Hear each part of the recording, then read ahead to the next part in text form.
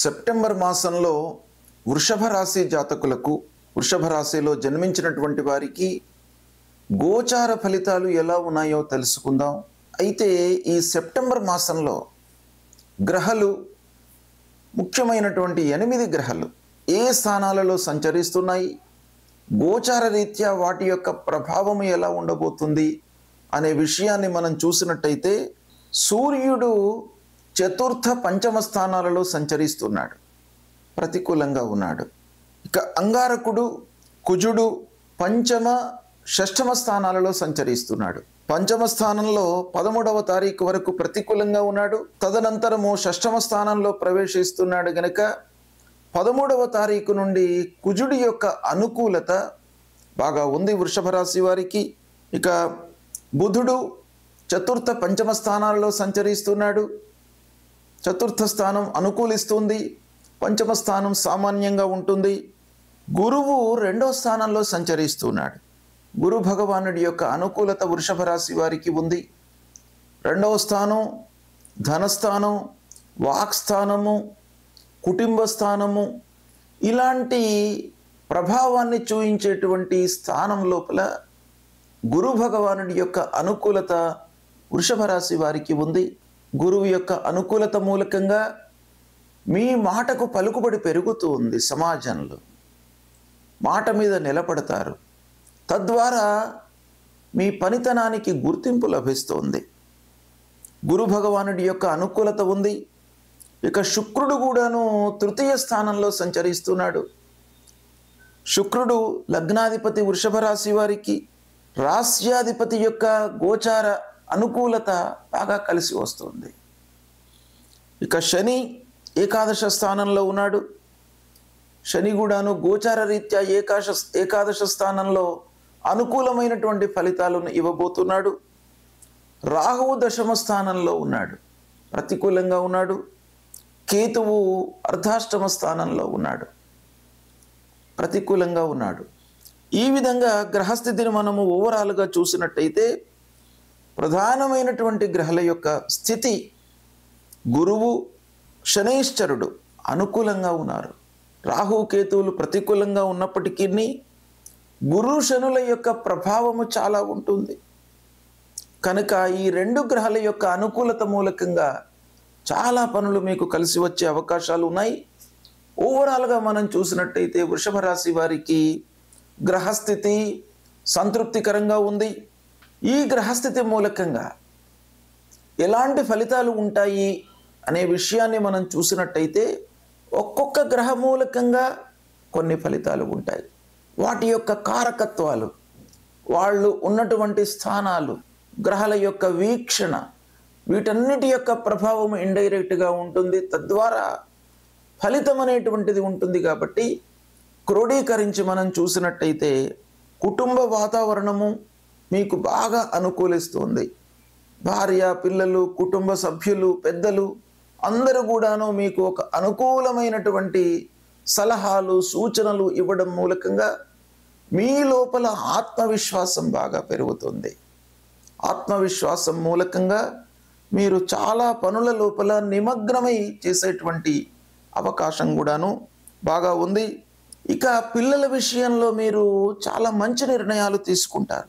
సమయానుకూల నిర్ణయాలతో సత్ఫలితాలను పొందేటువంటి అవకాశాలు బాగా ఉన్నాయి. నిర్ణయాలు సమయానుకూలంగా తీసుకోవడం అనేది చాలా ముఖ్యమైనటువంటి విషయం. అది మీరు ఈ సమయంలో చేస్తారు. ఇక విద్యార్థుల విషయం చూసినట్టయితే, ఈ వృషభ రాశిలో జన్మించినటువంటి విద్యార్థులు చదువులో బాగా రాణిస్తారు. ఉత్తమమైనటువంటి ఫలితాలను పొందుతారు. మంచి మార్కులతో ఉత్తీర్ణులవుతారు. మంచి సంస్థలలో చేరేటువంటి అవకాశాలు ఉన్నాయి.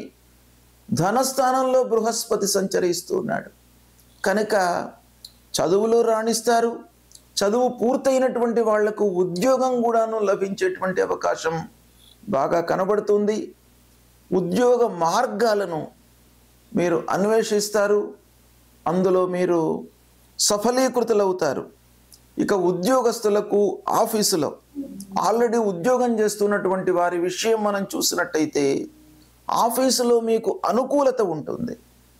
తోటి ఉద్యోగులతో చిన్న చిన్న వైషమ్యాలు ఉన్నప్పటికీ అధికారుల యొక్క ఆదరణ మీకు బాగా లభిస్తుంది. అది చాలా ముఖ్యమైనటువంటి విషయం. అధికారులు మీ వైపు ఉన్నట్టయితే మీరు అద్భుతాలను సృష్టించేటువంటి అవకాశాలు ఉన్నాయి. మీకు ఉన్నటువంటి నైపుణ్యాన్ని కొంత మీరు పెట్టుబడిగా పెట్టినట్టయితే అధికారుల అండతో మీరు సత్ఫలితాలను పొందే అవకాశాలు ఉన్నాయి.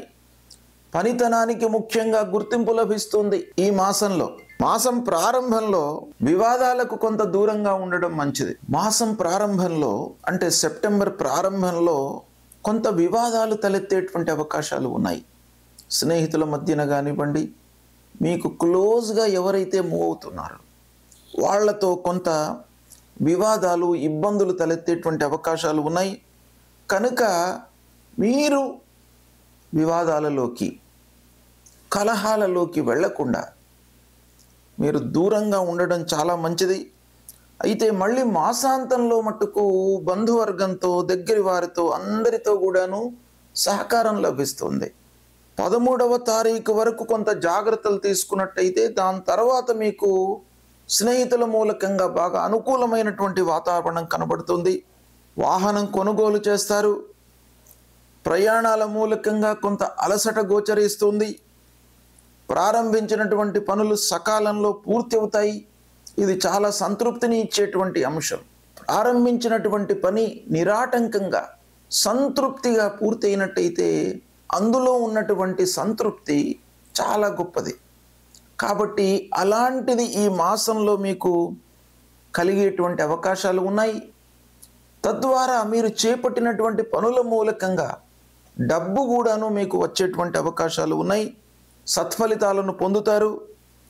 నలుగురిలో, ముఖ్యంగా సమాజంలో, ఫ్రెండ్ సర్కిల్లో, బంధువర్గంలో అందరి లోపల కూడాను మిమ్మల్ని ఒక ఉన్నతమైనటువంటి వ్యక్తిత్వం కలిగినటువంటి ఒక మనిషిగా అందరూ చూస్తూ ఉంటారు. తద్వారా మీకు గౌరవ మర్యాదలు లభిస్తాయి. తద్వారా మీకు పనులు పూర్తయ్యేటువంటి అవకాశాలు బాగా ఉన్నాయి. మొత్తానికి ఈ నెలలో మీకు గౌరవ మర్యాదల మూలకంగా, మీరు సంపాదించినటువంటి పనితనం మూలకంగా వచ్చినటువంటి గుర్తింపు తద్వారా మీకు బాగా కలిసి వస్తుంది. కొత్త పనులు ప్రారంభించేటువంటి అవకాశాలు ఉన్నాయి. ముఖ్యమైనటువంటి గ్రహాలు గురు, శని. ఈ 2 గ్రహాలు కూడాను గోచార రీత్యా మీకు మంచి స్థానంలో సంచరిస్తున్నారు గనక కొత్త పనులు ప్రారంభిస్తారు. అందులో మీరు సక్సెస్ అవుతారు. పనులు ప్రారంభించాలి అనేటువంటి ఉత్సుకత కూడాను మీకు మనస్సు లోపల నుండి వస్తూ ఉంటుంది. కొత్త పనులపై పెట్టుబడులు పెడతారు. ఆ పనులపై మీరు 100% మనస్సు నిలిపి పనులు చేస్తారు. ఇక భార్య పిల్లలతో సంతృప్తిగా ఉంటారు. కుటుంబ పెద్దల యొక్క సహాయ సహకారాలు బాగా తీసుకుంటారు. తద్వారా మీకు బాగా కలిసి వస్తుంది. ఇక రాజకీయంలో ఉన్నటువంటి వారికి కొంత ఒడిదుడుకులు, కొంత ఇబ్బందులు కనబడుతున్నాయి.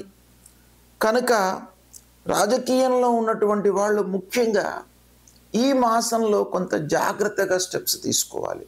దగ్గరి వాళ్ళు, కార్యకర్తలు కానివ్వండి, మీడియేటర్స్ కానివ్వండి, వాళ్లను గుడ్డిగా నమ్మకుండా మీరు పూర్వాపరాలను ఆలోచించి స్టెప్స్ తీసుకోవడం చాలా ముఖ్యం. ఇక రాజకీయ పనులు కొంతవరకు ఆటంకాలతో పూర్తి అవుతాయి. ఏది ఏమైనప్పటికీ ఈ వృషభ రాశిలో జన్మించినటువంటి వారికి సెప్టెంబర్ మాసం బాగా కలిసి వస్తుంది. దీన్ని మీరు సద్వినియోగపరుచుకున్నట్టయితే ఈ మాసంలో అందరూ కూడాను, అన్ని రంగాలలో ఉన్నటువంటి వాళ్ళు కూడాను, వ్యాపారస్తులు, ఉద్యోగస్తులు, మీడియా రంగంలో ఉన్నటువంటి వాళ్ళు, సాహిత్యవేత్తలు, పత్రికా రంగంలో ఉన్నటువంటి వాళ్ళు అందరికీ కూడాను బాగా కలిసి వచ్చేటువంటి మాసం కనుక దీన్ని ఉపయోగించుకోండి. సత్ఫలితాలను పొందండి. గ్రహస్థితి ప్రతికూలంగా ఉన్నప్పుడు మనము కొన్ని పరిహారాలను చేసుకోవడము చాలా మంచిది. ఈ పరిహారాలు అనంటే వ్యక్తిగతంగా కొన్ని మనం చేసుకోవడము, కొన్ని కార్యక్రమాలు, జపాలు, హోమాలు, తర్పణాలు ఇవి చేయడము రెండవ విధి. మొదటి కర్తవ్యము మనం చేసుకోవడం చాలా ముఖ్యమైనటువంటిది. రాశిపరంగా లేదా వ్యక్తిగత జాతకంలో గ్రహస్థితి ప్రతికూలంగా ఉన్నప్పుడు ఏ గ్రహాలు ప్రతికూలంగా ఉన్నప్పుడు ఏం చేసుకోవాలి అనేటువంటి విషయాన్ని మీకు తెలియజేస్తాను. సూర్యుడు ప్రతికూలంగా ఉన్నప్పుడు అంటే రాశిపరంగా మనము జన్మించినటువంటి రాశి పరంగా సూర్య భగవానుడు 1, 2, 4, 5, 7, 8, 9, 12 ఈ స్థానాలలో సంచరిస్తున్నప్పుడు సాధారణంగా మనకు సూర్యుడికి సంబంధించినటువంటి ఫలితాలు ప్రతికూలంగా ఉంటాయి. కనుక ఆ సూర్య భగవానుణ్ణి ప్రీతి చేసుకోవడానికి, సూర్యుడి మూలకంగా కలిగేటువంటి ఫలితాలను నిర్వీర్యం కావడానికి, అనుకూలంగా మనం మోల్డ్ చేసుకోవడానికి ఏం చేయాలి? సూర్యుడికి సంబంధించినటువంటి మూలమంత్రాన్ని మీరు నిత్యం పఠించడము, శివాభిషేకం చేయడము. శివుడు ఐశ్వర్యకారకుడు, అన్ని విధాలుగా మనను కాపాడేటువంటి భగవంతుడు. ఆ పరమశివుడు గనక ఆరోగ్యాన్ని ఇచ్చేటువంటి వాడు, ఆయుర్దాయాన్ని ఇచ్చేటువంటి వాడు, ఐశ్వర్యాన్ని ఇచ్చేటువంటి వాడు, అన్ని రకాలుగా మనను కాపాడేటువంటి భగవానుడు ఆ పరమశివుడు గనక ఆ పరమశివుణ్ణి మీరు ప్రతినిత్యము గుడికి వెళ్ళడము, అభిషేకము చేసుకోవడము, బిల్వదళము సమర్పించి ఆ భగవంతుణ్ణి వేడుకోవడము, ఇది ప్రధానంగా మీరు చేసుకోవలసింది. ఎర్రని పూలతో మీరు పూజ చేయండి, సూర్య నమస్కారాలు చేయండి. సూర్య భగవానుడికి అత్యంత ప్రీతికరమైనటువంటిది నమస్కారం. నమస్కార ప్రియో భానుహు అన్నారు. కాబట్టి కేవలము సూర్యుడికి నమస్కారం చేయడం మూలకంగానే మీకు అనుగ్రహాన్ని ఇస్తాడు. అంటే ద్వాదశాదిత్య రూపంలో ఉన్నటువంటి ప్రతి మాసంలో ఒక్కొక్క పేరుతో ఆ సూర్య భగవానుడు మనకు అనుగ్రహాన్ని ఇస్తాడు. కనుక సూర్యుడిని ప్రీతి చేసుకోవడానికై మీరు 12 మార్లు సూర్య నమస్కారం చేయండి. సూర్య నమస్కారం చేసినప్పుడల్లా భూమికి కూడాను నమస్కారం చేసుకోండి. ఇలా సూర్య నమస్కారం చేసుకోవడము, తర్వాత మాణిక్యాన్ని ధరించండి. సూర్యుడు ప్రతికూలంగా ఉన్నప్పుడు కెంపు అంటారు, మాణిక్యం, రూబీ. ఈ రూబీని ధరించినట్టయితే మీకు ఆ సూర్యుడి మూలకంగా కలిగేటువంటి దుష్ప్రభావము తగ్గుతుంది. అంతేకాకుండా జపము, ఆ మూల మంత్రము ఉంటుంది.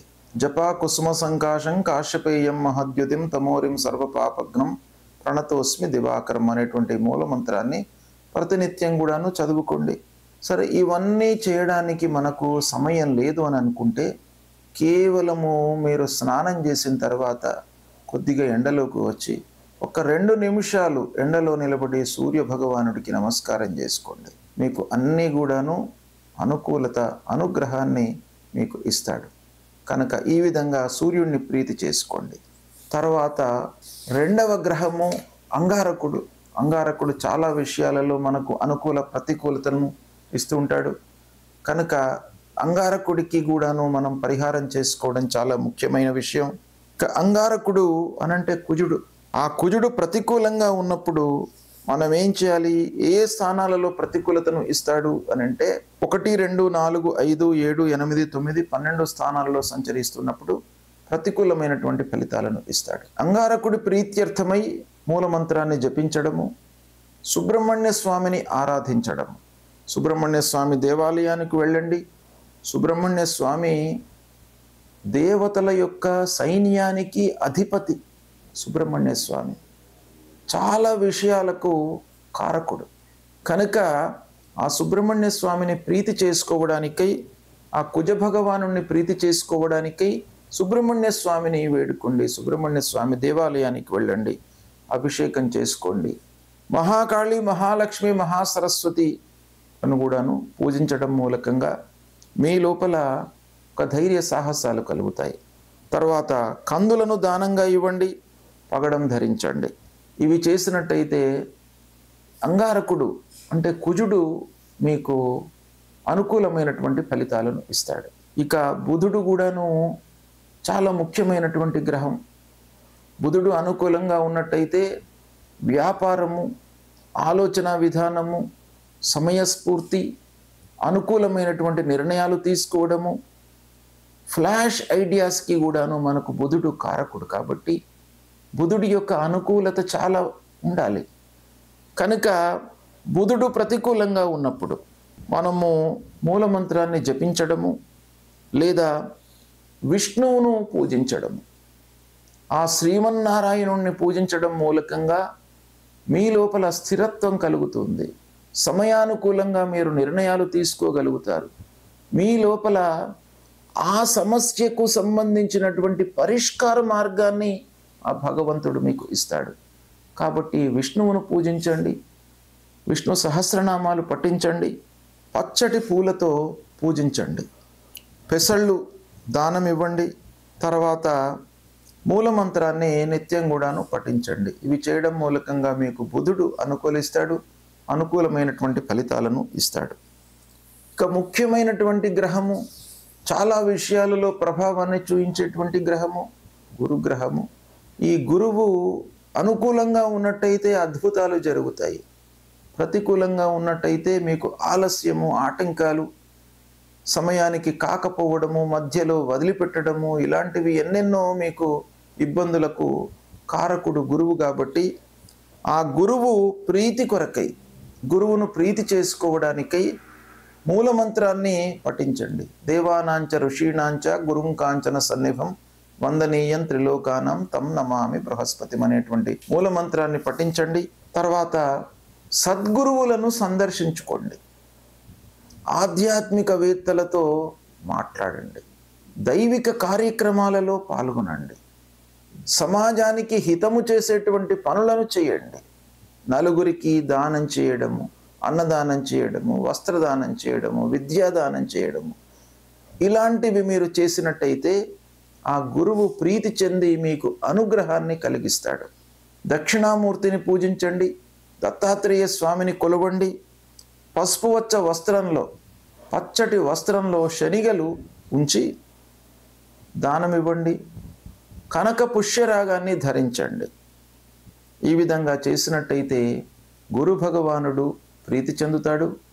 ముఖ్యంగా గురువును ప్రీతి చేసుకోవడానికై సద్గురువులను సందర్శించడము, మాతాపితృవులను సేవించడము, ఇవి చాలా ముఖ్యమైనటువంటివి. తల్లిదండ్రులను మీరు సేవించండి, గురు భగవానుడి యొక్క అనుగ్రహం మీకు లభిస్తుంది. సద్గురువులను, ఆధ్యాత్మికవేత్తలను, సమాజం కొరకే వాళ్ళ జీవితాన్ని అంకితం చేసినటువంటి మహానుభావులు ఉంటారు, వాళ్ళను దర్శించుకోండి. వాళ్ళ మూలకంగా మీకు ఆ గురువు యొక్క అనుగ్రహం లభిస్తుంది. ఇక శుక్రుడు మనకు ఆనందాన్ని, సౌఖ్యాన్ని, కావలసినటువంటి వస్తువులను, వస్త్రాలను, ప్రశాంతతను ఇచ్చేటువంటి గ్రహము శుక్రగ్రహము. ఈ శుక్రగ్రహము మీకు ప్రతికూలంగా ఉన్నప్పుడు మూలమంత్రాన్ని జపించండి. పార్వతీదేవిని, లక్ష్మీ అమ్మవారిని కొలవండి. తెల్లటి పూలతో మీరు పూజించండి అమ్మవారిని. అమ్మవారు ప్రీతి చెంది మీకు కావలసినటువంటి అన్ని సదుపాయాలను కూడాను మీకు అనుగ్రహిస్తారు. తెల్లని వస్త్రము, బొబ్బర్లు ఇవి దానంగా ఇవ్వండి. వజ్రాన్ని ధరించండి, మూలమంత్రాన్ని జపించండి. హేమకుంద మృళాలాభం దైత్యానాం పరమాం గురుం సర్వశాస్త్ర ప్రవక్తారం భార్గవం ప్రణమామ్యహం అనేటువంటి మూలమంత్రాన్ని ప్రతినిత్యం కూడాను చదువుకోండి. మీకు అనుగ్రహాన్ని పొందుతారు శుక్రుడి మూలకంగా. ఇక శనీశ్వరుడు చాలా విషయాలలో ప్రభావాన్ని చూపించేటువంటి గ్రహం. ఈ శని గ్రహము ఇండైరెక్ట్గా, డైరెక్ట్గా మనకు డబ్బుపై, ఆదాయంపై, ఖర్చుపై, మన శ్రమపై ప్రభావాన్ని చూపిస్తాడు. కాబట్టి ఈ శని ప్రతికూలంగా ఉన్నప్పుడు మూలమంత్రం తప్పకుండా మీరు జపించండి. నీలాంజన సమాభాసం రవిపుత్రం యమాగ్రజం ఛాయా మార్తాండ సంభూతం తం నమామి శనీశ్వరం. ఈ మూలమంత్రాన్ని జపిస్తూ శివుణ్ణి ఆరాధించండి, ఆ పరమశివుడికి అభిషేకం చెయ్యండి, శని స్తోత్రాన్ని పఠించండి. శివ పూజ మూలకంగా మీకు అద్భుతాలు జరుగుతాయి. ఆ శివుణ్ణి నమ్ముకొని ప్రతినిత్యం కూడాను దైవారాధన చేస్తూ శివాలయానికి వెళుతూ ఆ శంకరుడిపై ఒక బిల్వదళాన్ని ఉంచి మీరు నమస్కారం చేసుకున్నట్టయితే మహదానంద పరవశుడైనటువంటి ఆ శంకరుడు మిమ్మల్ని అనుగ్రహిస్తాడు. ఆ శని మూలకంగా కలిగేటువంటి దుష్ప్రభావం దూరం అవుతుంది. ఆంజనేయ స్వామిని కూడాను కొలవండి. భయము, ఆందోళన ఇవి లేకుండా మిమ్మల్ని కాపాడుతాడు. నల్లటి వస్త్రము, నల్లని నువ్వులను దానంగా ఇవ్వండి. ఇంద్రనీలాన్ని ధరించండి. ఇవి చేయడం మూలకంగా శని యొక్క ప్రభావం తగ్గుతుంది. శని స్తోత్రము ఉంటుంది. రాహువు ప్రతికూలంగా ఉన్నప్పుడు మనము ఏమి చేసుకోవాలి అనేటువంటి విషయాన్ని మనం చూసినట్టయితే, రాహువు గోచార రీత్యా 3, 6, 11 స్థానాలలో శుభ ఫలితాలను ఇస్తాడు. మిగతా అన్ని స్థానాలలోనూ ప్రతికూలమైనటువంటి ఫలితాలు ఇస్తాడు. అంటే రాహువు ఇచ్చేటువంటి ప్రతికూల స్థానాలు 1, 2, 4, 5, 7, 9, 10, 12 ఈ స్థానాలలో రాహువు సంచరిస్తున్నప్పుడు మనకు గోచార రీత్యా ప్రతికూలమైనటువంటి ఫలితాలను ఇస్తాడు. గనక రాహు ప్రీత్యర్థమై, రాహు యొక్క అనుగ్రహం కొరకై మూలమంత్రాన్ని మనం పఠించడము, జపించడము. రాహు మూలమంత్రం అర్ధకాయం మహావీర్యం చంద్రాదిత్య విమర్ధనం సింహికా గర్భసంభూతం తం రాహుం ప్రణమామ్యహం. ఈ మూలమంత్రాన్ని ప్రతినిత్యం కూడాను జపించడము, దుర్గామాతను పూజించడం. దుర్గాదేవి మహాకాళి, మహాలక్ష్మి, మహాసరస్వతి స్వరూపిణి అయినటువంటి ఆ దుర్గామాతను పూజించడం మూలకంగా కూడాను మనకు రాహు యొక్క ప్రతికూలత తగ్గుతుంది. ఇక మినుములు దానంగా ఇవ్వడం, గోమేధికాన్ని ధరించడము, ఇవి చేసినట్టయితే రాహు మూలకంగా కలిగేటువంటి దుష్ప్రభావము తగ్గి మంచి ఫలితాలను పొందేటువంటి అవకాశము ఉంటుంది. కాబట్టి ఇవి దానము, పారాయణము, జపము, దానము ఇవి ఇవ్వడం మూలకంగా మనకు మంచి జరుగుతుంది. కనుక ముందుగా మీరు చేయవలసినటువంటిది అమ్మవారిని ప్రతినిత్యం కూడాను దర్శనం చేసుకోండి.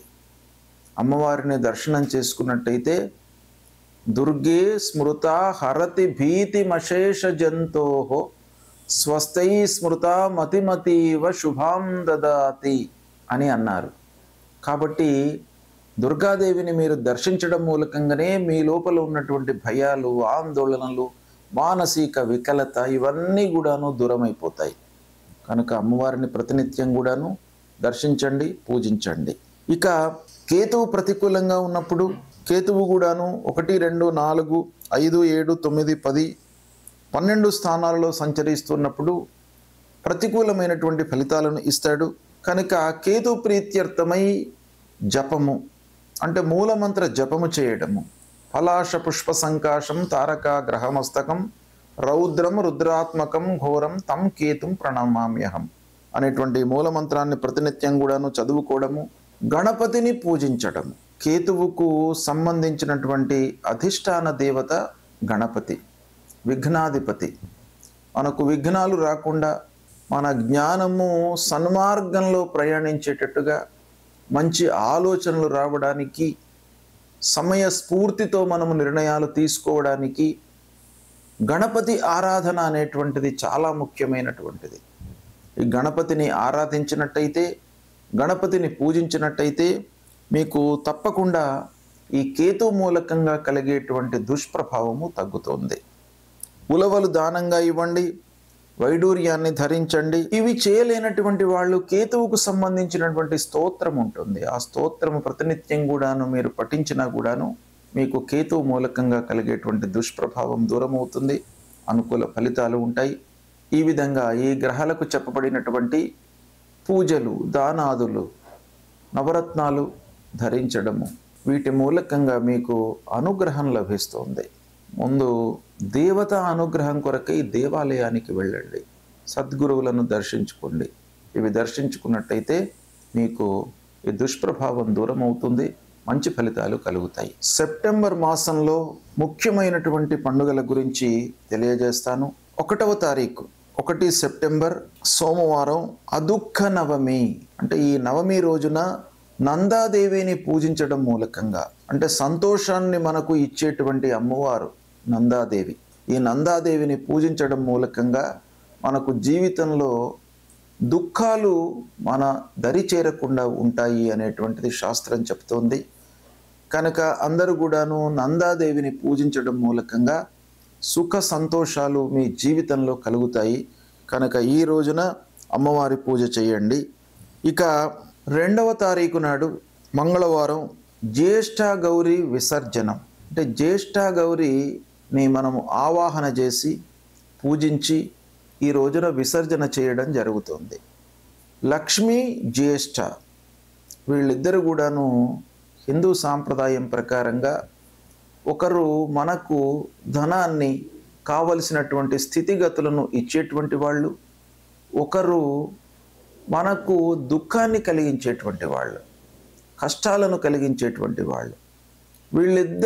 ఇద్దరిని కూడాను మనం పూజిస్తాం మన శాస్త్రం ప్రకారంగా. కనుక మహాలక్ష్మి వ్రతారంభము గత మాసంలోనే 31 ఆగస్టు రోజున ప్రారంభమయ్యి 1వ తారీఖున ఈ సెప్టెంబర్ మాసంలో గౌరీదేవిని పూజించడము, జ్యేష్ఠ రూపంలో ఉన్నటువంటి గౌరీదేవిని పూజించడము, 2వ తారీఖు నాడు ఆ గౌరీమాతను జ్యేష్ఠ రూపంలో ఉన్నటువంటి గౌరీమాతను పూజించి విసర్జించడం. ఇది ఈ 3 రోజుల కార్యక్రమం అన్నమాట. దీని మూలకంగా కూడాను మనకు అనర్థాలు జరగకుండా ఉంటాయి. లక్ష్మి రావడము, వచ్చినటువంటి లక్ష్మి మనకు స్థిరంగా ఉండడానికి ఇది ఈ పూజా విధానము, ఈ ఆరాధన ఉపయోగపడుతుంది. ఇక 3వ తారీఖు బుధవారం సర్వేషాం పరివర్తిని ఏకాదశి. ఈ ఏకాదశి చాతుర్మాస్యాల లోపల వస్తుంది. మనకు భాద్రపద మాసంలో వచ్చేటువంటి ఏకాదశి చాలా పరివర్తనను తీసుకువస్తుంది మన జీవితంలో. కనుకనే ఈ ఏకాదశికి పరివర్తన ఏకాదశి అని మనకు శాస్త్రంలో చెప్పబడి ఉంది. అంటే ఈ ఏకాదశి రోజున ఉపవాసం చేసి ద్వాదశి రోజున పారణ చేసినట్టయితే మనకు మన జీవితం లోపల పరివర్తన జరుగుతుంది. అంటే అంతకు ముందు ఉన్నటువంటి విధానం నుండి ఒక సుఖమయమైనటువంటి జీవిత విధానంలోకి మీరు పరివర్తన చెందడానికి ఈ ఏకాదశి అనేటువంటిది మీకు ఉపయోగపడుతుంది. కనుక దీన్ని మీరు ఆచరించండి. ఇక 4వ తారీఖు గురువారం వామన జయంతి. వామన జయంతి, వామనుడు దశావతారాల లోపల అవతారం. ఈ వామనుణ్ణి పూజించడం మూలకంగా అనర్థాలన్నీ కూడాను దూరమవుతాయి, అత్యాశలకు తావు లేకుండా ఉంటుంది. కాబట్టి ఈ వామనుణ్ణి మనము ఈ రోజున పూజిస్తాం. తర్వాత భువనేశ్వరి మాత యొక్క జయంతి కూడాను ఇదే రోజు అవుతుంది. ఆ భువనేశ్వరి మాత అనుగ్రహం మూలకంగా మనకు అన్ని రకాల సౌకర్యాలు, సుఖాలు జీవితంలో కలుగుతాయి. కనుక ఈ రోజున భువనేశ్వరి మాతను కూడాను పూజిస్తాం. ఇదే రోజు నుండి చాతుర్మాస్య దీక్షను పాటిస్తున్నటువంటి వాళ్ళు క్షీరాన్ని అంటే పాలను త్యజిస్తారు. ఈ రోజున దధి దానంగా ఇస్తారు, అంటే పెరుగు దానం చేసి క్షీరాన్ని వర్జిస్తారు. చాతుర్మాస్యాలలో ఒక్కొక్కటి వదిలిపెట్టి ఒకదాన్ని దానంగా ఇవ్వడం అనేటువంటిది మన శాస్త్రంలో ఉంది. ఇక 6వ తారీఖు శనివారం గణేష నిమజ్జనం. అనంత చతుర్దశి రోజున గణేశుణ్ణి మనము నిమజ్జనం చేయడము శాస్త్ర విహితంగా ఉంది. గత నెల 27వ తారీఖు నాడు వినాయక చవితి బుధవారం. ఆ రోజున వినాయకుణ్ణి మనం స్థాపన చేసి షోడశోపచార పూజలు చేసి నైవేద్యము ఉండ్రాళ్ళు సమర్పించి చంద్రోదయం వరకు చంద్రుణ్ణి మనము చూడకుండా, అంటే చంద్ర దర్శన నిషేధము మనకు వినాయక చవితి రోజున ఉంటుంది. రాత్రి 9 వరకు చంద్రుణ్ణి చూడకుండా ఉండాలి, దాని తర్వాత చూడవచ్చును. ఆ లోపల ఒకవేళ చంద్రుణ్ణి మనం చూసినట్టయితే అనవసరమైనటువంటి నిందలకు విమర్శలకు గురి అవుతారు అనేటువంటిది మనకు శాస్త్రం చెప్తుంది.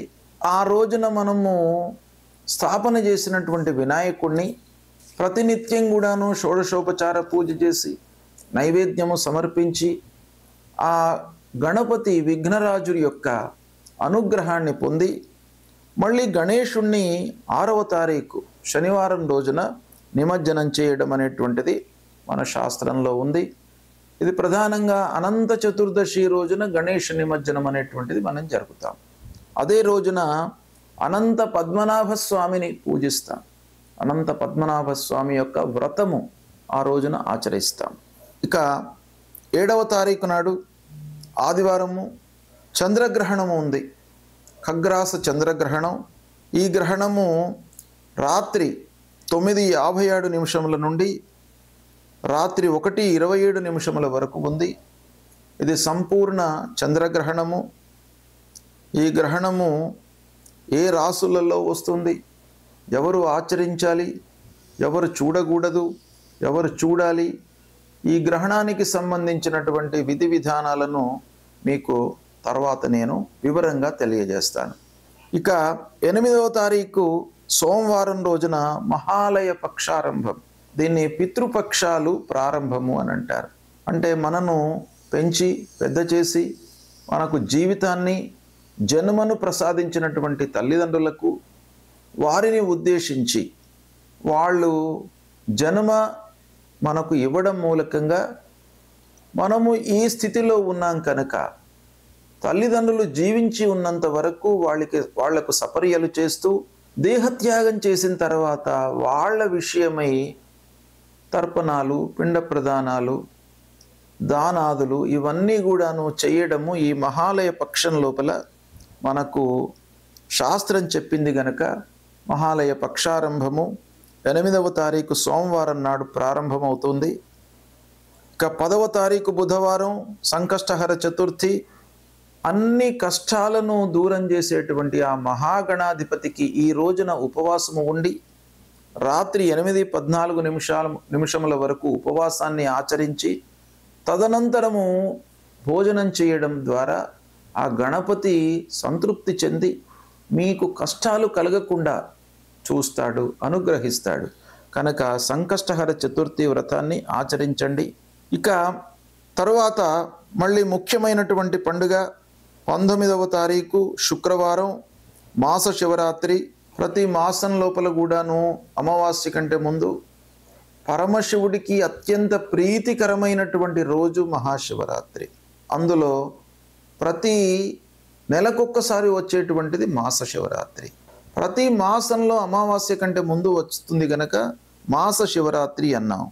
మహాశివరాత్రి అనేది సంవత్సరానికి ఒక మారు వస్తుంది. అయితే ఈ మాస శివరాత్రి రోజున ప్రదోష కాలం వరకు ఉపవాసం చేసి ప్రదోష కాలంలో శివుడికి ఆ పరమశివుణ్ణి అభిషేకించేసి బిల్వదళము సమర్పించి మనము భోజనం చేసినట్టయితే ఆ పరమశివుడు సంతృప్తి చెంది మనకు ఐశ్వర్యాన్ని ప్రసాదిస్తాడు అనేటువంటి శాస్త్రం చెప్తుంది కనుక ప్రతి మాస శివరాత్రి రోజున మీరు శివాలయానికి వెళ్ళండి, శివుణ్ణి దర్శించుకోండి, వీలైతే అభిషేకం చేయండి, లేదా అభిషేచనం చేసేటువంటి కార్యక్రమంలో పాల్గొనండి, అన్నదానం చేయండి.